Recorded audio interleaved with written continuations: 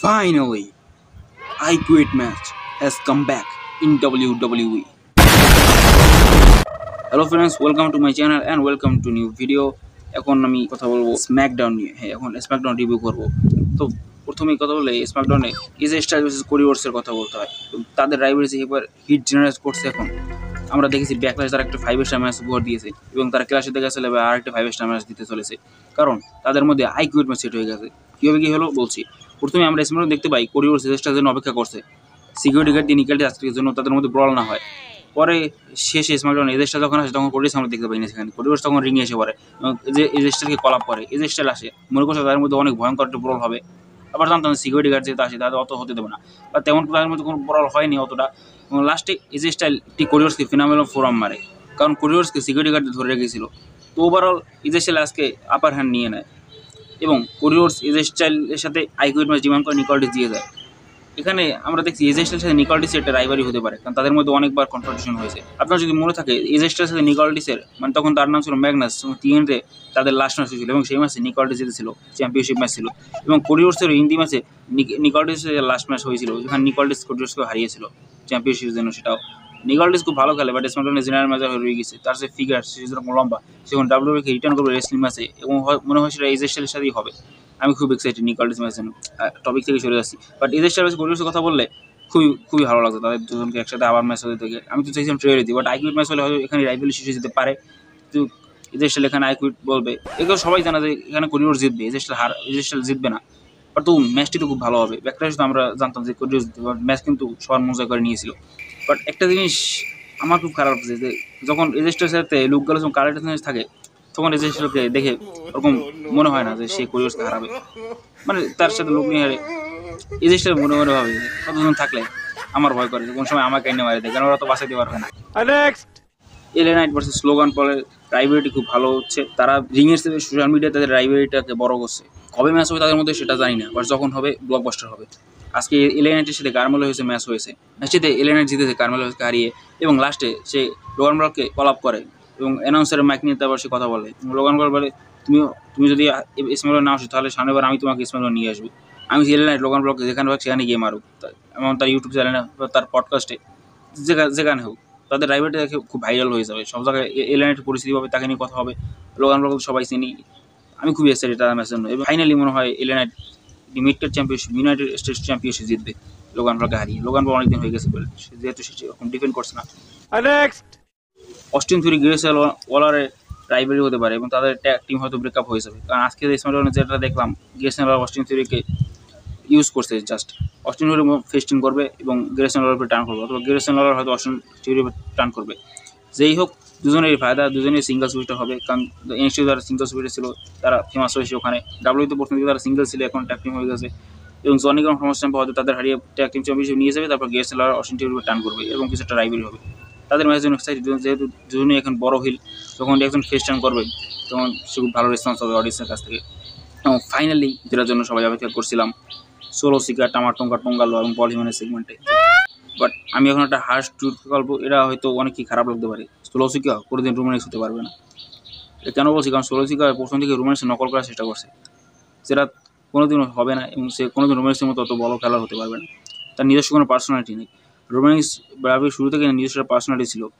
আমরা যখন ট্রাইবেলশিপ গেমে দেখেছিলাম তখন এরকম গেম আগে ডাব্লিউডি ছিল না, তাই রোম্যান্স তো ফেমাস হয়েছিল। সোলো সিকা রোম্যান্স লকআউট করছে, আজকে যখন রোম্যান্স কিন্তু স্পেয়ার দিয়েছে, এটা ফ্যানের সাথে খুবই নেগেটিভভাবে নিচ্ছে এবং নেওয়া উচিত। এরকম নকল করে কতদিন আর আগে এগোবে। সোলো সিকা নিজেকে এখন হেড অফ দ্য টেবল ট্রাইবেলশিপ দাবি করছে। টামাটোঙ্গা তার রাইট হ্যান্ড ম্যান, মানে যে ওসো, এবং টোঙ্গালো আছে জিমে ওসো। কী হচ্ছে, কবে তো রোম্যান্স রিটার্ন করবে জানি না। সামারস্লামে করুক এটাই চাই, আর সামারস্লামে যদি না করুক তাহলে রয়্যাল রাম্বল এসে দেখছি না ভালো জায়গায় রিটার্ন করার মতো। যখন করবে রোম্যান্স তো ফেস টার্ন হিসেবে রিটার্ন করবে, বিগ ডগ হিসেবে রিটার্ন না করুক, ট্রাইবেলশিপ হিসেবে রিটার্ন করুক, but face tribal, hero tribal, bad blood line versus good blood line. সার্ভার হিসেবে ওয়ারগান্স ম্যাচ হোক, এটাও আমি চাই। তাই সামারস্লামে সোলো সিকার ম্যাচ কার সাথে হয়, এবং এটা হচ্ছে সবচেয়ে বড় কথা। ইউনিভার্স ভার্সেস রকের ম্যাচ সামারস্লামে হয় কিনা, রক এর মধ্যে কি আসতে পারবে ডাব্লিউডব্লিউইতে, সেটাও একটা কথা।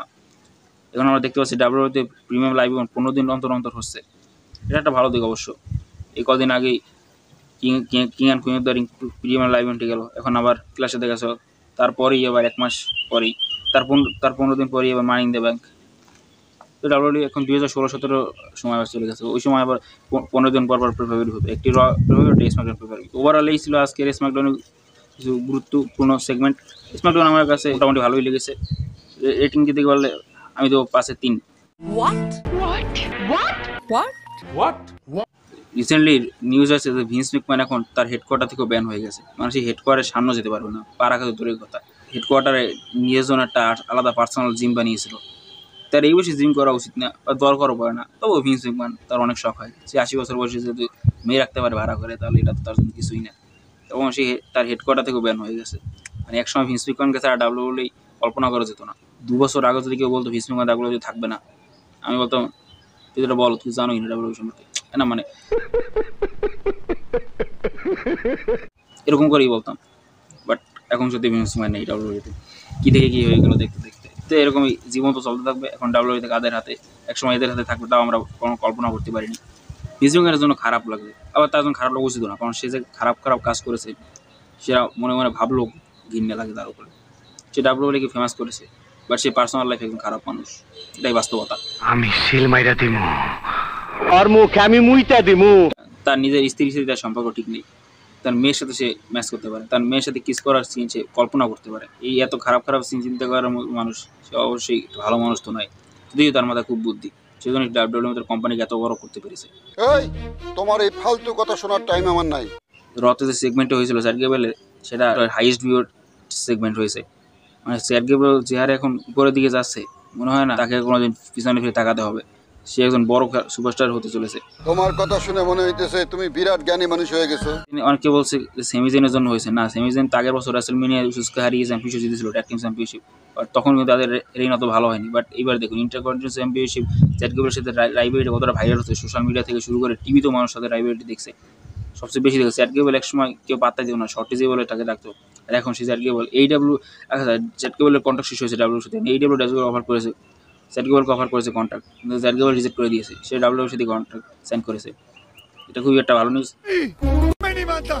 চ্যাট গেবেলকে আমি সেই সামনাসামনি ইন্টারকন্টিনেন্টাল চ্যাম্পিয়নশিপটা জিতুক, তার খুবই জরুরি এখন একটা মিডকার্ড চ্যাম্পিয়নশিপ জেতা, এবং চ্যাম্পিয়নশিপ জেতার পরে ওটির সাথে তার ম্যাচ হোক চ্যাম্পিয়নশিপে, এবং সেমিদিন পর ব্লাড অ্যান্ড রাইভালরিতে যুক্ত হয়ে যাবে। और अभी तो रुको, क्लाइमैक्स अभी बाकी है। একটি গুরুত্বপূর্ণ অ্যানাউন্সমেন্ট, আমি ডাব্লিউডব্লিউতে এখন বর্তমানে যে গুরুত্বপূর্ণ রাইভালরিগুলো চলছে, সেই প্রতিটা রাইভালরি নিয়ে আলাদা আলাদা ভিডিও বানাবো, ডিটেলস অ্যানালাইসিস করবো রাইভালরিগুলো নিয়ে। এটা নতুন সিরিজ চালু করবো ভাবছি, বলেন কি, ফ্যান্টাসি বুকিং নিয়েও ভিডিও বানাবো ভাবছি। বাট আস্তে আস্তে সবই আসবে। আমার ভিডিও যেহেতু লেট হয়, এডিটিং করতে অনেক দেরি হয়, নতুন নতুন ভিডিও বানাচ্ছি, এবং এখন আমার কাছে মাইকও নেই, সাথে আমার বাল ছেঁড়া গেল। টাকা পয়সা হলে একটি মাইক কিনবো, তো ভিডিও কোয়ালিটি আরো উন্নত করতে পারবো। কি ক্লিয়ার না ভেজাল আছে? এই ছিল আজকে ভিডিও। ভালো লাগলে অবশ্যই লাইক করুন, চ্যানেলটা অবশ্যই সাবস্ক্রাইব করুন, শেয়ার করো কাছে মানুষদের কাছে যারা আপনার মতো ডাব্লিউডব্লিউ দেখতে পছন্দ করে। Thank you for watching, good bye.